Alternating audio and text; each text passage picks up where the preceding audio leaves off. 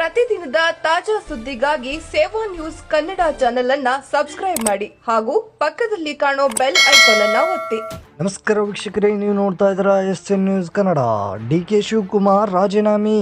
ಹೌದು ವೀಕ್ಷಕರೇ, ಕರ್ನಾಟಕ ರಾಜಕಾರಣದಲ್ಲಿ ಈ ಬಾರಿ ಸಮ್ಮಿಶ್ರ ಸರ್ಕಾರ ರೀತಿಯಲ್ಲಿ ಸರ್ಕಾರ ರಚನೆಯಾಗಿತ್ತು. 2.5 ವರ್ಷ ಸಿದ್ದರಾಮಯ್ಯ, 2.5 ವರ್ಷ DK ಶಿವಕುಮಾರ್ ಎಂದು ಹೇಳಿಕೊಂಡು ಸರ್ಕಾರ ರಚನೆ ಮಾಡಲಾಗಿತ್ತು. ಆದರೆ ಈಗ ಸಿದ್ದರಾಮಯ್ಯ ಅವರ 2.5 ವರ್ಷ ಪೂರ್ಣಗೊಂಡರೂ ಕೂಡ CM ಸಿದ್ದರಾಮಯ್ಯ CM ಕುರ್ಚಿ ಬಿಟ್ಟು ಕೊಡುತ್ತಿಲ್ಲ.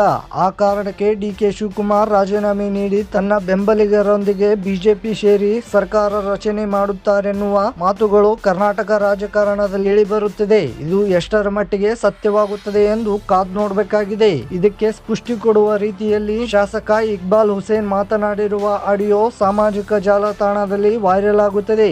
ಆ ಆಡಿಯೋದಲ್ಲಿ DK ಶಿವಕುಮಾರ್ ಅವರು CM ಆಗಬೇಕು ಎನ್ನುವ ಡಿಮಾಂಡ್ ಇಟ್ಟುಕೊಂಡು ಹಿರಿಯ ನಾಯಕರಿಗೆ ಭೇಟಿ ಮಾಡಲು DK ಶಿವಕುಮಾರ್ ಅವರ ಟೀಮ್ ರೆಡಿಯಾಗಿದೆ ಎಂದು ಹೇಳಿರುವ ಸ್ಫೋಟಕ ಆಡಿಯೋ ಸಾಮಾಜಿಕ ಜಾಲತಾಣದಲ್ಲಿ ವೈರಲ್ ಆಗುತ್ತಿದೆ.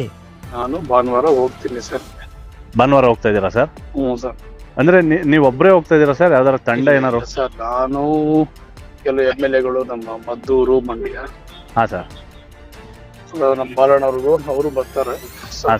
MLA 7-8 ಜನ ಹೋಗ್ಬೇಕು ಅಂತ ತೀರ್ಮಾನ ತೊಗೊಳ್ತಾ ಇದೀವಿ ಸರ್. ಹೋಗ್ತೀವಿ.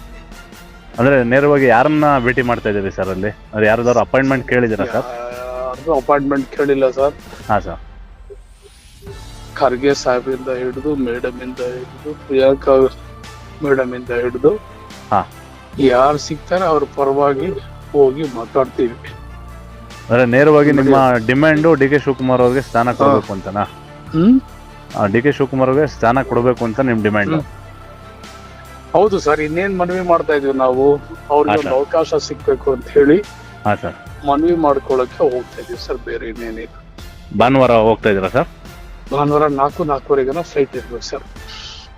ಸಾಯಂಕಾಲ 4:15. ಹ್ಞೂ.